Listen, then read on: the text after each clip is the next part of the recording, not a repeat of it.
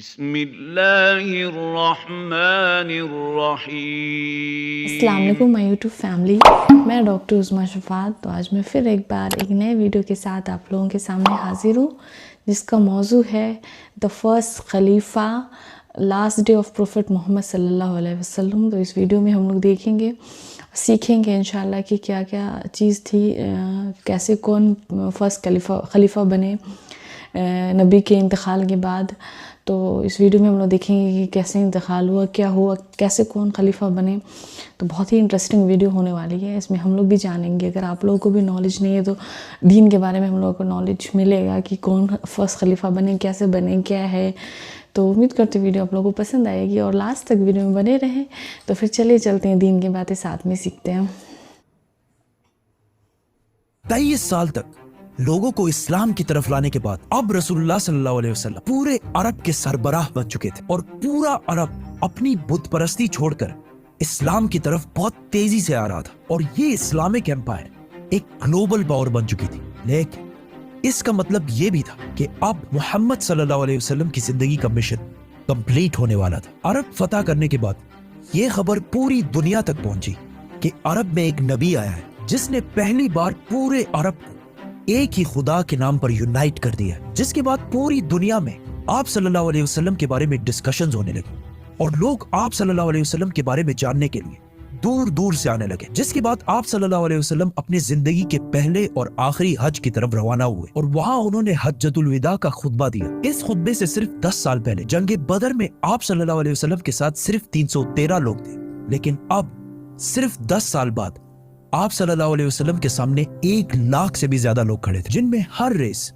White, brown, black, سب کھڑے تھے۔ اور وہاں آپ صلی اللہ علیہ وسلم نے دنیا میں سب سے پہلے ریسزم کو ختم کرنے کا حکم دیا، اور کہا کہ کسی وائٹ کو کسی بلیک اور کسی عربی کو کسی اجمی پر کوئی فوقیت نہیں، اور عورتوں کے حقوق پر بھی بات کی۔ آپ صلی اللہ علیہ وسلم نے اس دن جو باتیں کی ان میں سے کچھ آج بھی UN چارٹر کا حصہ ہے۔ اس خطبے کے آخر میں وہاں کھڑے سارے لوگوں نے گواہی دی کہ آپ صلی اللہ علیہ وسلم نے دنیا کے آخری پیغمبر ہونے کا حق ادا کر دیا ہے۔ حج کرنے کے بعد آپ صلی اللہ علیہ وسلم مکہ سے مدینہ کی طرف روانہ ہوئے۔ راستے میں آپ صلی اللہ علیہ وسلم نے مسلمانوں کے اس پورے قافلے کو غدیر خم کا مشہور خطبہ دیا، جس میں ہزاروں مسلمانوں کے سامنے آپ صلی اللہ علیہ وسلم نے فرمایا کہ جس کا مولا میں ہوں اس کا مولا علی ہے۔ اس سے پہلے غزوہ تبوک کے موقع پر آپ صلی اللہ علیہ وسلم حضرت علی رضی اللہ تعالیٰ عنہ کو اپنی جگہ مدینہ کا لیڈر بنا کر بھی گئے تھے، اور آپ صلی اللہ علیہ وسلم نے فرمایا تھا علی کی نسبت میرے ساتھ ایسی ہی ہے جیسے ہارون علیہ السلام کی موسیٰ علیہ السلام کے ساتھ تھی، لیکن میرے بعد کوئی نبی نہیں آئے گا۔ آپ صلی اللہ علیہ وسلم نے واپس مدینہ آ کر ایک فوج رومن ایمپائر سے جنگ کے لیے دوبارہ تیار کی، تاکہ وہ جنگ مؤتہ میں شہید ہونے والے مسلمانوں کا بدلہ لے سکے، اور اس فوج کا لیڈر زید بن حارثہ کے بیٹے اسامہ کو بنایا، کیونکہ ان کے والد زید بن حارثہ جنگ مؤتہ میں مسلمانوں کے کمانڈر تھے، اور پھر اسی جنگ میں شہید بھی ہوئے تھے۔ لیکن اچانک ایک دن آپ صلی اللہ علیہ وسلم کی بیماری شروع ہوئی، اور آہستہ آہستہ یہ بیماری بڑھتی گئی، جس کے بعد یہ فوج آگے بڑھنے سے رک گئی۔ بہت سخت بیماری کے بعد بھی آپ صلی اللہ علیہ وسلم مسجد نبوی میں مسلمانوں کو نماز کی امامت کراتے رہے، لیکن آخری دنوں میں آپ صلی اللہ علیہ وسلم نماز کی امامت بھی نہ کر سکے، اور ابو بکر رضی اللہ تعالیٰ عنہ کو اپنی جگہ نماز پڑھانے کا حکم دیا۔ اپنے آخری دن آپ صلی اللہ علیہ وسلم نے حضرت عائشہ رضی اللہ تعالیٰ عنہ کے حجرے میں گزارے، جو مسجد نبوی کے بالکل اٹیچ ایک کمرہ تھا۔ لیکن اس کے بعد آپ صلی اللہ علیہ وسلم کی بیماری بڑھتی گئی، اور اچانک ایک دن حضرت عائشہ رضی اللہ تعالیٰ عنہ کے گھر سے آواز آئی کہ آپ صلی اللہ علیہ وسلم اس دنیا سے رحلت فرما چکے ہیں، جس پر مدینہ کے لوگ حیران ہو گئے کہ یہ کیسے ہو سکتا ہے، کیونکہ اس وقت آپ صلی اللہ علیہ وسلم کی عمر صرف 61 سال تھی آج کل کے کیلنڈر کے مطابق، اور اسلامک کیلنڈر کے مطابق ان کی ایج 63 سال تھی۔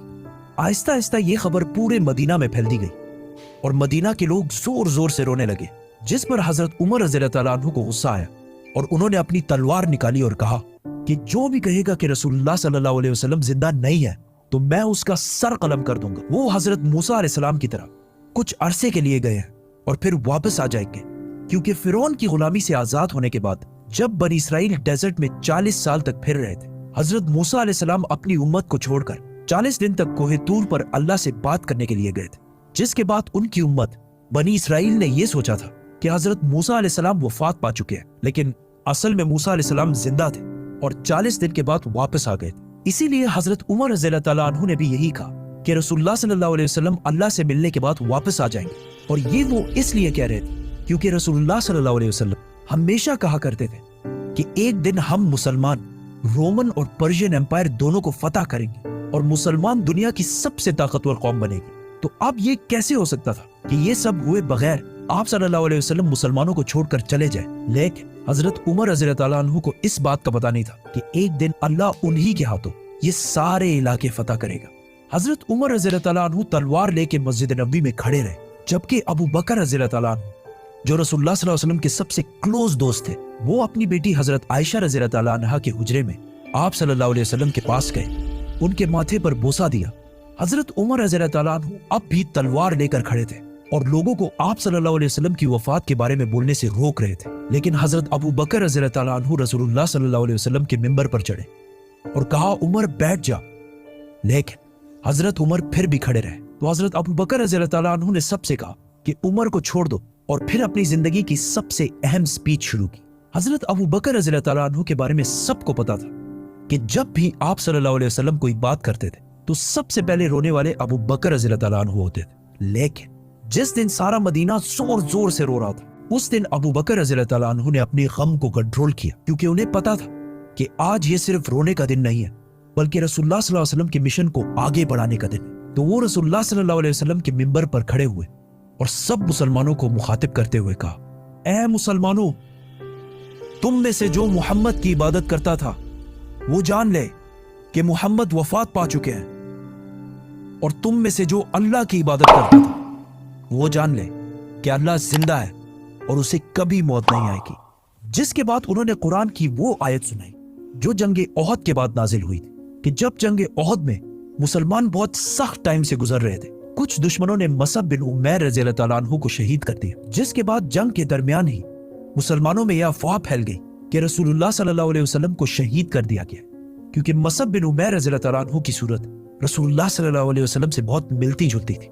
ये जंगे ओहद हिजरत के 3 साल बाद हुई थी और इन 3 सालों में भी मुसलमान आप सल्लल्लाहु अलैहि वसल्लम से इतने अटैच हो गए थे कि उनकी शहादत की खबर सुनते ही मुसलमानों का सारा हौसला टूट गया और कुछ सहाबा तो जंग के दरमियान ही बैठकर रोने लगे और मुसलमान बिल्कुल जंग छोड़ने के करीब आ गए।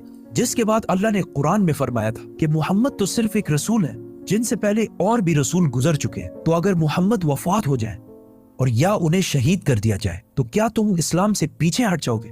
जैसे ही अबू बकर रज़ी अल्लाह ताला अन्हु ने ये आयत मुसलमानों के सामने तिलावत की, हजरत उमर जो बॉडी से बहुत मजबूत और ताकतवर शख्स थे, वो बिल्कुल जमीन पर गिर गए और सहाबा ने बाद में कहा कि ये ऐसे था कि जैसे हमने पहली दफा ये आयत सुनी हो। हजरत अबू बकर रज़ी अल्लाह ताला अन्हु के समझाने के बाद मुसलमानों को आहिस्ता आहिस्ता समझ आने लगी कि वाकई रसूलुल्लाह सल्लल्लाहु अलैहि वसल्लम इस दुनिया से रहलत फरमा चुके हैं। लेकिन अब जब सारे मस्जिद नबवी में मौजूद थे तो अचानक कुछ लोगों ने आके बताया कि मदीना के अंसार रसूलुल्लाह सल्लल्लाहु अलैहि वसल्लम के बाद अपना नया लीडर चूज करने वाले हैं। तो हजरत अबू बकर, उमर और हजरत अबू उबैदा रज़ी अल्लाह ताला अन्हु सीधा उस मीटिंग की तरफ बढ़े, जहां उन्होंने देखा कि मदीना के काफी अंसार हजरत साद बिन उबादा रज़ी अल्लाह ताला अन्हु को बैत देने वाले हैं, क्योंकि साद बिन उबादा मदीना के सबसे बड़े कबीले खजरज के सरदार थे और इस इस्लामिक एम्पायर का कैपिटल मदीना था।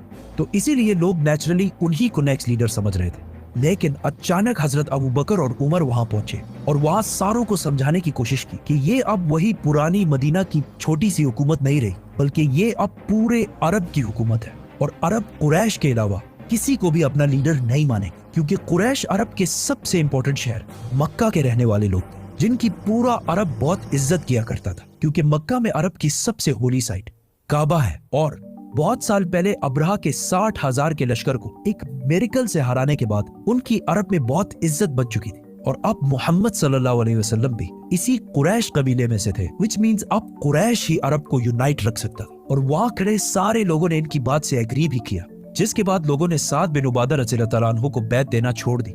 लेकिन ये बहस फिर भी जारी रही कि कौन आप सल्लल्लाहु अलैहि वसल्लम के बाद इस इतनी बड़ी एम्पायर को संभालेगा। आखिर हजरत अबू बकर रज़ियल्लाहु ताला अन्हु ने उन्हें कहा कि हमें उमर या अबू उबैदा में से एक को अपना खलीफा चूज कर लेना चाहिए। लेकिन उमर रज़ियल्लाहु ताला अन्हु ने हजरत अबू बकर के हाथ पर बैत कर ली और कहा आपसे बेहतर इस पोस्ट के लिए कोई भी नहीं है, और उन्हीं को खलीफा डिक्लेयर कर दिया। अब तक इस महफिल में जितने भी नाम लिए गए उन सारों में से किसी पर भी इत्तेफाक नहीं हो रहा था जैसे ही हजरत उमर ने अबू बकर रज़ी अल्लाह अन्हु का नाम लिया, वहां सारे ही इस बात पर राजी हुए और सब ने हजरत अबू बकर रज़ी अल्लाह अन्हु के हाथ पर बैत कर ली। और इस तरह कुछ ही टाइम में इस इतनी बड़ी एम्पायर का खलीफा मुसलमानों के दरमियान मशवरे से सेलेक्ट कर लिया गया, जबकि बाकी सारे एम्पायर्स में हमेशा बहुत खून खराबे के बाद ये फैसला होता था। और आखिर हजरत अबू बकर रज़ी अल्लाह अन्हु 59 ईयर्स की एज में खलीफा बने। लेकिन इस सारे मीटिंग में एक शख्सियत मौजूद नहीं थी, हजरत अली रज़ी अल्लाह अन्हु, क्योंकि वो आप सल्लल्लाहु अलैहि वसल्लम की तदफीन में मसरूफ थे।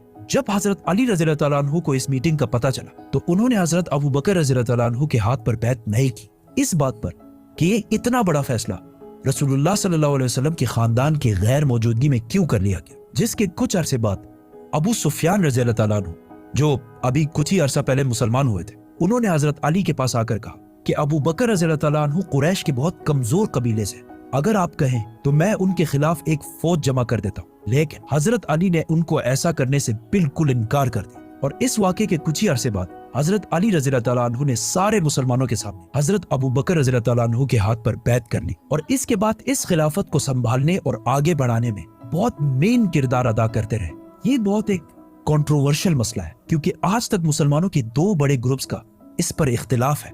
दुनिया के सारे मुसलमानों में 87% सुन्नी है, जो कहते हैं कि आप सल्लल्लाहु अलैहि वसल्लम ने अपनी वफात से पहले किसी को अपना सक्सेसर खलीफा नहीं चुना और मुसलमानों ने खुद मशवरे से फैसला करके हजरत अबू बकर रज़ी अल्लाह अन्हु को खलीफा चुनकर बिल्कुल सही किया। और मुसलमानों में 13% शिया जो कहते हैं कि नहीं, आप सल्लल्लाहु अलैहि वसल्लम ने हजरत अली रज़ी अल्लाह अन्हु को गदीर खुम के खुतबे में क्लियरली अपने बात नेक्स्ट खलीफा डिक्लेयर कर दिया था। ये इन दोनों साइड्स के व्यूज है। आप सल्लल्लाहु अलैहि वसल्लम के बाद मुसलमानों के पहले खलीफा अबू बकर रज़ी अल्लाह अन्हु बने। खलीफा बनने के बाद हजरत अबू बकर रज़ी अल्लाह अन्हु अगले ही दिन अपनी कपड़ों की दुकान पर आए तो सहाबा ने पूछा कि आप यहाँ क्या कर रहे हैं। तो उन्होंने कहा, अगर मैं कारोबार नहीं करूंगा तो अपनी फैमिली को कैसे खिलाऊंगा। जिस पर मुसलमानों ने कहा कि हम आपकी कोई तनख्वाह सैलरी सेट कर देते। जिस पर अबू बकर रज़ी अल्लाह अन्हु ने कहा, तो फिर मेरी सैलरी एक आम मजदूर के सैलरी के बराबर सेट की जाए। लेकिन सहाबा ने कहा कि मजदूर की सैलरी तो बहुत कम होती है। तो हजरत अबू बकर रज़ी अल्लाह अन्हु ने कहा, तो फिर मजदूर की सैलरी को बढ़ाया जाए।